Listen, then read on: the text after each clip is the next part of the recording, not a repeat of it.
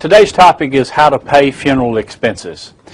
When you think about funeral expenses, the price can vary dramatically from one funeral to the next, depending on the family's personal choice of whether they pick out a 2 or 3 day visitation in the funeral service, whether they do a direct burial or direct cremation. All of these things equate into what the total cost of the funeral would be. Also, you get into what type casket you select, what type vault you select, and what cemetery you're going to be buried in that would add to the cost of the funeral. But how do you pay for these expenses?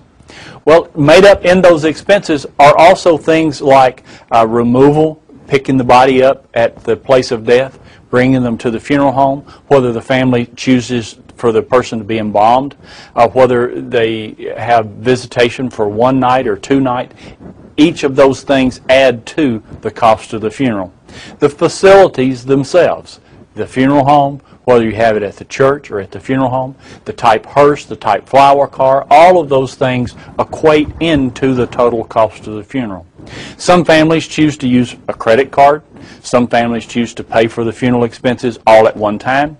Some families choose or have life insurance that they will assign to the funeral home to pay for the expenses. But in today's society, many families choose to prearrange or pay for the funeral in advance, meaning in advance of the need, in advance of the death.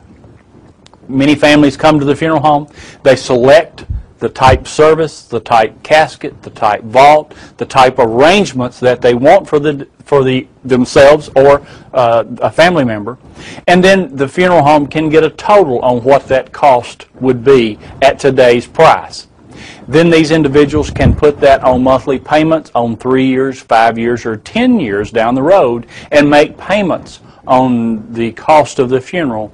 And the good thing about that is the funeral homes, many funeral homes will lock in or guarantee that price be at today's price, and it may be 10 or 15 years down the road.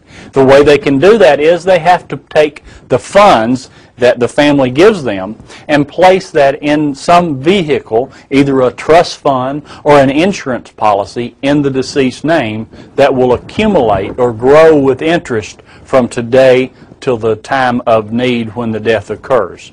So that's one of the ways that families today pay for the funeral expenses. The other is they use their life insurance.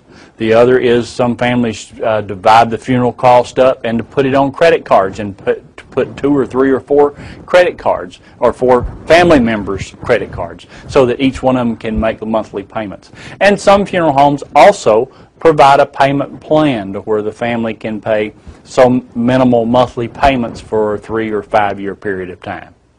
So that's how funeral expenses are paid for.